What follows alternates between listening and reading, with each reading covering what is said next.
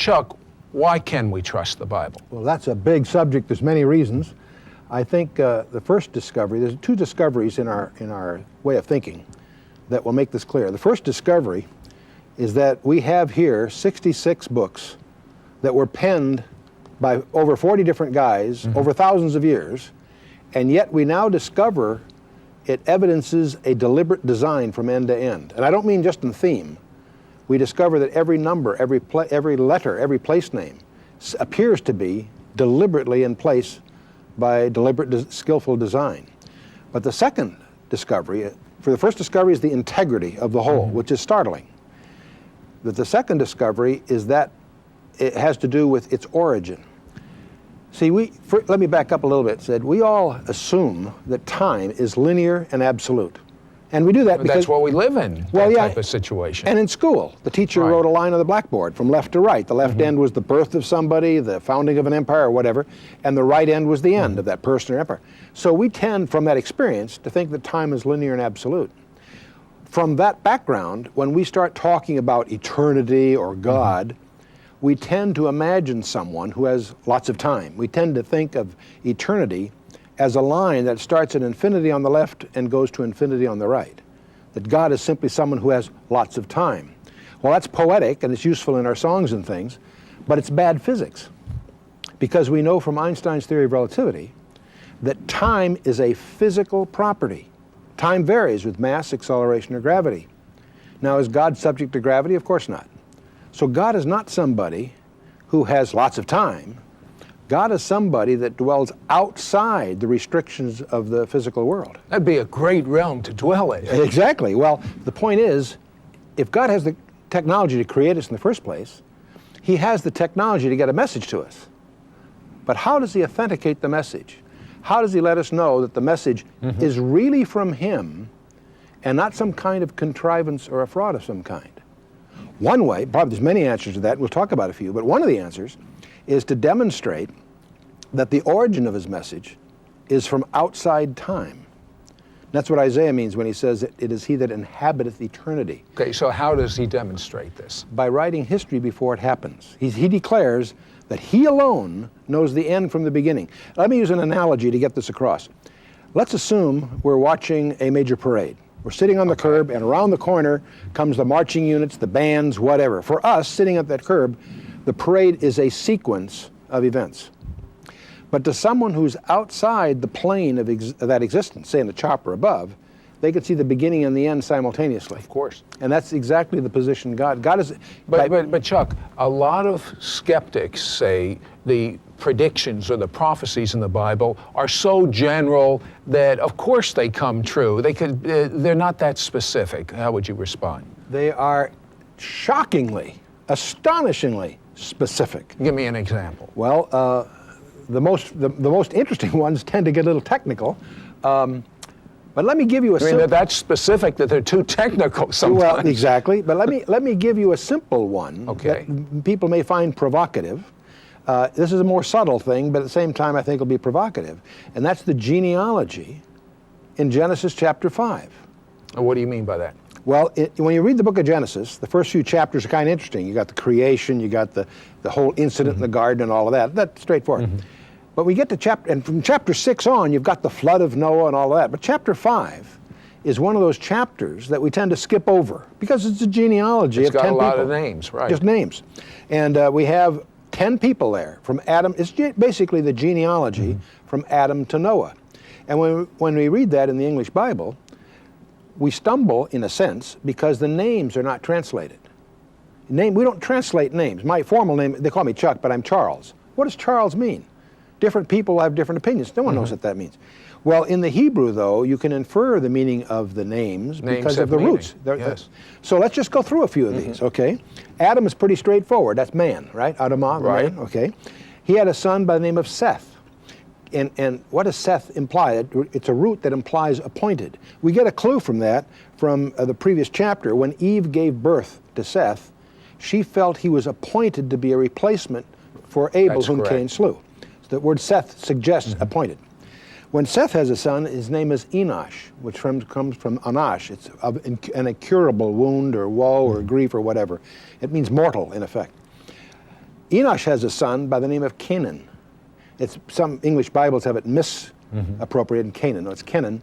In fact, Balaam does a pun on on the Kenites in Numbers 24. It really means sorrow. We go on. Now, those two guys probably had a belly full of these horrible names, you know, mortal and sorrow. So when Kenan had a son, he named him Mahalalel. Mahalal is the blessed or praised one. El is the name for God. So what you're doing, though, is, if I'm understanding you right, is you're taking the names in Genesis in order and looking at the Hebrew roots, what they imply. What they imply. So we have 10 names. 10 names. And when we find out what each one of these 10 mean, it's an exploration. Let's see what they say. Okay. And Mahalalel has a son by the name of Yared. And Yared has which means it's a verb. Yarad, shall come down. And we have Enoch, which is an academic term, meaning commencement or teaching. Now, Enoch's perhaps one of the more interesting ones. I should back up. Most people don't realize that the flood of Noah did not come as a surprise. It was preached on for 4 generations. But what we learn about Enoch is when he was 65, something very strange happened, because from that day on, it says he walked with God, whatever that means. Sounds good to me. Yeah, exactly. Well, Enoch apparently had a prophecy that as long as his son that was just born would live, the judgment of the flood would be withheld. So he named him after 2 Hebrew roots, Muth, which means his death, and from a derivative of the verb shalach, which shall bring. The name Methuselah actually means his death shall bring. It's suggestive of that prophecy that was given when he was born. So we have a sentence now by those names. It's coming. I got a couple more, and then we'll look at it. Methuselah's son was Lamech. Now here's a root that we use in English, lament. And so, it means despairing. And Lamech has a son by the name of Noah. We've all heard of Noah, but his name comes from Noah, which means comfort. In fact, Lamech tells us that. He says he tells us why he named him Noah. He says, the same shall comfort us concerning our work and toil of our hands and so forth. So now we have these names, and if we read them in English, they're meaningless to us. Adam, Seth, Enosh, and so forth. Of course. Let's read them with the English implications of the roots, as I just said. Man is appointed mortal sorrow.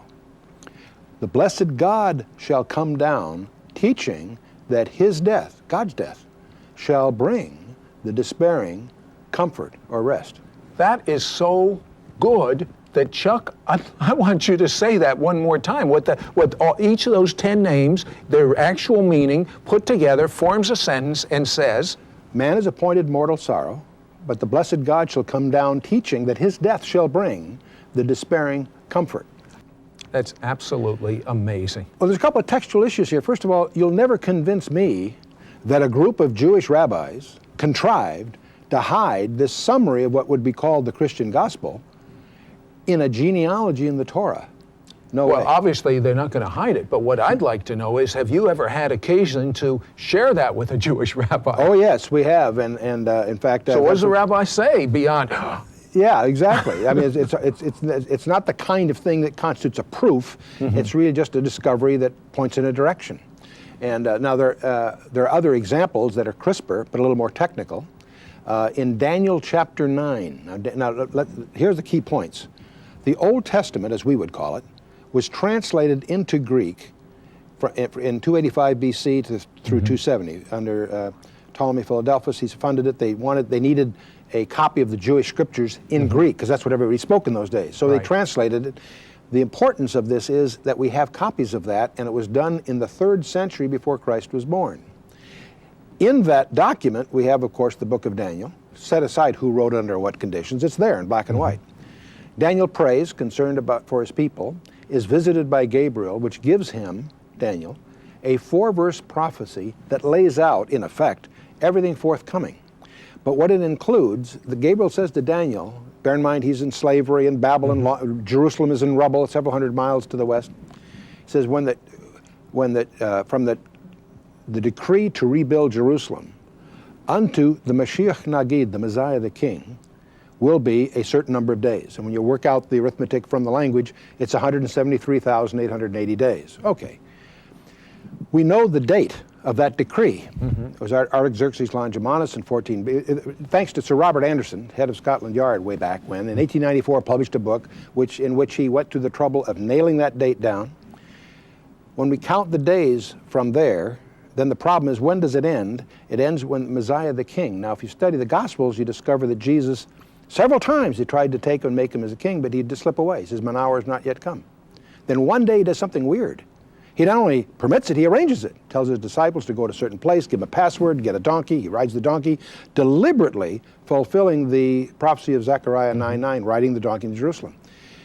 When you look at those dates, it comes out to the exact day that Gabriel told Daniel in Daniel chapter 9. Now, that's to me absolutely breathtaking for several reasons. All right, let me see if I get this straight now. We had a starting point. Starting point from the decree to rebuild Jerusalem. And then the exact number of years that it would take. Yes, it's expressed in a strange way that gets in this text. Basically, it's 173,880 days. Okay, and then what would happen at that point? To the Messiah the King. To his birth? The only day. No, it says the Messiah the King. So now, all through his ministry, several times you're going to take him and make him as a king, the enthusiasm of the crowd. He slips away. Mine hour has not yet come. Then one day he deliberately allows himself to ride this donkey into Jerusalem. We call it Palm Sunday or the triumphal entry, in which, as they go, his disciples sing Psalm 118. And the Pharisees are upset because they recognize that in the context that that's happening, they're blaspheming. They're calling him the Messiah. Sure, there's the 118th Psalm says the stone that the builders rejected has become the chief cornerstone, and we chant this at Pesach, at Passover. And I think it's verse 26, is blessed is the King that cometh in the name of the Lord. They're saying that. The Pharisees around there are upset because they realize these guys are inadvertently blaspheming. Master, you rebuke your disciples. He says if they held their peace, the very stones would cry out. In other words, he encourages it. He, in effect, is allowing himself at that moment to be presented to Jerusalem as king. It turns out that's 173,880 days from the date of that decree to rebuild Jerusalem. It comes out, when you go through the trouble of going through the arithmetic, it comes out precisely to the very day. Now, you're a logical man. Is there any way to explain that beyond the fact that God knew what would happen? Exactly. I think this represents such an unequivocal demonstration that Jesus Christ really was who he claimed to be. That was when I was a teenager, when I discovered that, it was shown to me, it blew me away. And of course, obviously through the last, 40 years, been studying it even more carefully. It's staggering. I have to ask you, again, have you ever shared this with a Jewish rabbi? Oh, sure. And what is the reaction? Well, it varies. Some reactions are one of staggering acceptance and getting into it, investigating further. And of course, all of these things have ways to be denied or refuted or dismissed or shined on. You know, we've all done that. So, as they say, where you have two Jews, you've got three opinions. So there's all kinds of views. But if you take the trouble to study it carefully, the last 4 verses of Daniel 9, and the more you can get into the original Hebrew, the clearer it becomes. And you contrast that with what in Luke chapter 19, you discover a number of things. Not only does it predict the exact day, you discover, if you look carefully at Luke 19, that Jesus held them accountable to know that day. And it's that point that he predicts the destruction of Jerusalem in 70 AD, that not one stone would be left upon another and all that. And the passage in Daniel also describes that after this, the Messiah will be cut off, executed. The Old Testament actually presents that the Messiah will be killed. And indeed he was, of course, on the cross. And so you and I are beneficiaries of a love story. Written in blood on the wooden cross 2,000 years ago. Something is more than that. I think it takes openness. So many of us are victims of our cultural background, and we're blinded by prejudices, not from the Scripture, but by what people have said about the Scripture. I think that Christians are just as vulnerable as the Jews are. Jews are excessively committed to the Talmudic traditions rather than looking at what their text says. Christians are the same way. They'll believe some popular speaker or some allegorical interpretation rather than just read it. I think God says what he means and means what he says. And part of the magic is very simple, is to be open-minded and get into, hear him, God, what he's saying, not what some interpreter has said. Out of curiosity, with the background that you have so extensive in the corporate world, how did you become so convinced the Bible is from God? Well, my technical background is really in the information sciences. And I think one of the things that staggered me as I began to discover the integrity of design of all these different books, 66 of them over thousands of years, realizing that they have been managed by some unseen hand. You discover as you get into it, the truth is in the details. Every number, every place name, every detail is there by design, and the design evidences knowledge of what's coming, what the end is. And Christ's life being the best example, that there's over 300 details of his life that was fulfilled while he did his ministry. His death on the cross fulfills all kinds of details in the Torah and in the Psalms and elsewhere. And so it's the precision of that and the recognition that precision could only have been established by someone outside space-time itself that blows you away. And it's right there. You can study it. It's tangible. You can get your hands on it. What is the best thing you would say to an agnostic, an honest agnostic, or a dishonest atheist? I say dishonest atheist because you say you know there is no God. Now, come on. Be a little more intelligent than say, I know there is no God. All you can do is say, I'm not sure. That's an agnostic. That's what you really are. So talk to the honest agnostic. Investigate.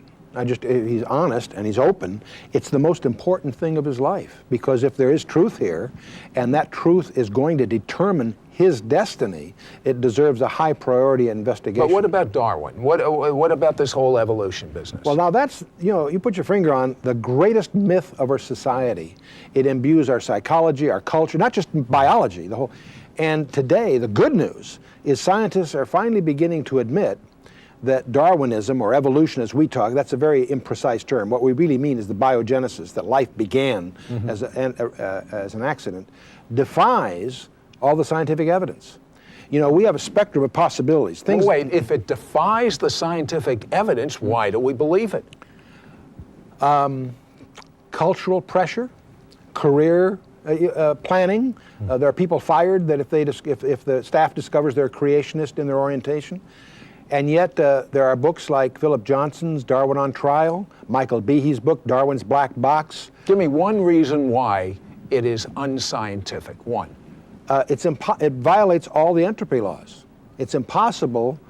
Natural selection, which is the premise of Darwinism, can only operate if there's something to select. It doesn't operate to create animate material from inanimate chemicals. The Darwinist theory is if you have matter and energy and you mix those together, you can get life. It's an unbalanced equation. Matter and energy plus information. What the Darwinist cannot explain is the origin, not of life, of information. Because if something is highly probable, happens all the time, we call that a scientific law. If something's highly improbable, we call that design. That's what cryptography deals with. You got what looks to be a jumble of letters, but if you discover in those letters design, a message, that's called cryptography, or a detective, forensics. When you have a highly improbable event that's occurred, we impute design. So life lies between those two boundaries. Either highly probable, which is like a scientific law, highly predictable. Most of life's in the middle, we call that chance. But if it's highly unlikely to have occurred by chance, we call that design. Well, as you start looking at, for example, let's take the best example is DNA.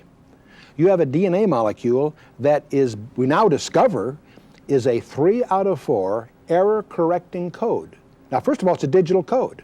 Like Paul Revere, 1 if by land, 2 if by sea. And why couldn't that just happen? Because a digital code takes significance by prearrangement. Of course. It can't happen randomly. If you have code happening randomly, and you have to have an engine to process that code, they can't each evolve asynchronously. They have to be highly coordinated. So that's part of the answer. There's also a concept of irreducible complexity. If I take a mousetrap, it consists of 5 things: a spring, a hammer, a hook, and if I only have 4 of those 5 things, I don't catch 4/5 of a mouse. In other words, there's a point at which you can't reduce it and still have it functional. So the question is, how do you get to that functional? It turns out there is no scenario, evolutionary speaking, to get to something that has irreducible complexity. Now, when we look at what was called a simple cell in Darwin's day, we discover today that that simple cell is more complex than an entire city, an entire automated factory.